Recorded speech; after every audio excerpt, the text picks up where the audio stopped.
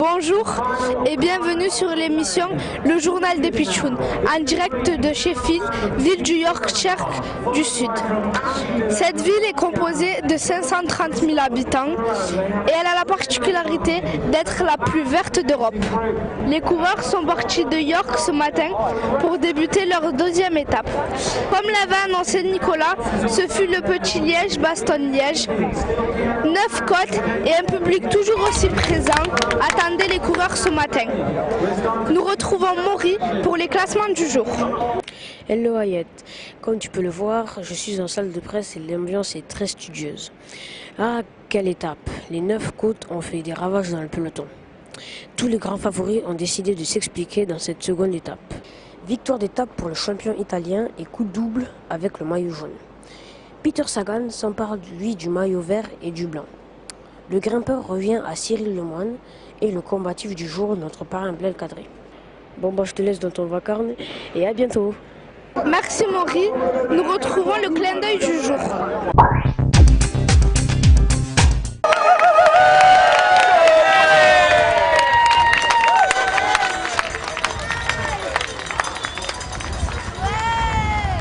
Nous retrouvons Sœur Daniel et Laurent Brochard pour l'interview du jour.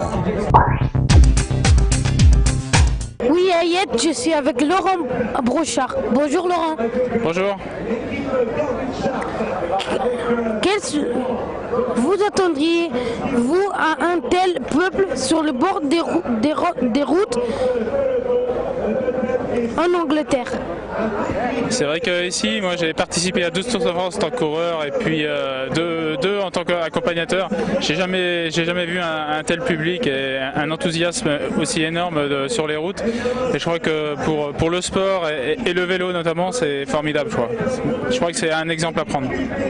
D'accord. Quel souvenir garderez-vous de vos différents Tours de France? Moi, tu sais, je t'ai dit tout à l'heure, j'ai fait 12 Tours de France, donc les souvenirs, c'est déjà ma victoire. J'ai gagné une étape le 14 juillet en 97 à Loudanvielle. Donc pour moi, ça restera un énorme souvenir. Et puis oui, le fait de participer, partager ça aussi avec le public, je crois que c'est des choses qui restent gravées à jamais. Et c'est le partage, voilà, avec tout le monde. D'accord. Le cyclisme a mis énormément de choses en place pour lutter contre le dopage. Pourquoi les autres sports n'emboîtent pas le pas? C'est toujours le même problème, oui, effectivement. Un jour, on dira que le vélo sera l'exemple. Ça, c'est mon souhait le plus fort. C'est vrai qu'on a toujours parlé en négatif au niveau du cyclisme. Aujourd'hui, c'est plus du tout le cas. Je crois que effectivement, si toutes les disciplines et toutes les fédérations s'étaient réunies et allaient dans le même sens, je crois qu'aujourd'hui, le sport en général serait beaucoup plus propre et plus sain.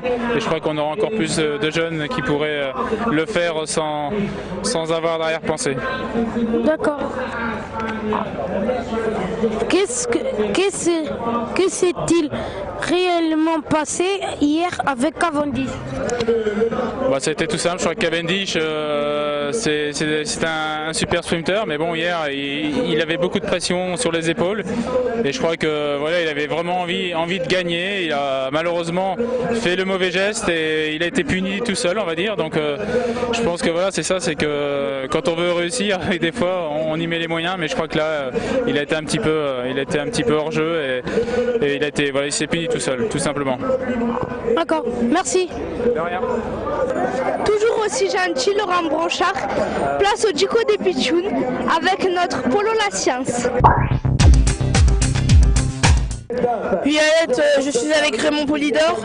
Donc, bonjour Raymond. Bonjour. Que veut dire sucer la roue? Que veut dire sucer la roue? Alors, sucer la roue, c'est une expression. Lorsqu'il y a une échappée de 4-5 coureurs, il y en a un qui ne roule pas. Il reste dans les roues et on dit c'est un suceur de roue. Il ne participe pas au relais. Puisqu'il faut savoir, celui qui est à l'avant, qui mène un relais et tout, il fournit pratiquement 30% d'efforts en plus que celui qui s'abrite du vent. Puisqu'il faut savoir qu'un coureur cycliste derrière une voiture est capable de rouler à 90 à l'heure. Voilà. Merci. La réponse réponse te satisfait, ça va? Oui, oui. Merci. À toi. Merci Polo, un vrai puits de science. Nous retrouvons Daniela pour l'étape de demain. Et oui, Ayette, je suis avec Fred pour l'étape de demain. Un petit check. Je l'ai raté. Alors, qu'est-ce que c'est l'étape de demain? L'étape de demain, c'est la 3e étape, la dernière en Angleterre. Et au lendemain d'une étape avec beaucoup de difficultés, il y avait 9 côtes. Ce sera une étape toute plate. A priori et à l'origine, cette étape était dessinée pour Mark Cavendish qui connaît les routes par cœur. On partira de Cambridge au nord de Londres pour arriver en face de Buckingham Palace, le palais de la reine. C'est exactement là que s'était terminée la course en ligne, la course de vélo des Jeux Olympiques en 2012.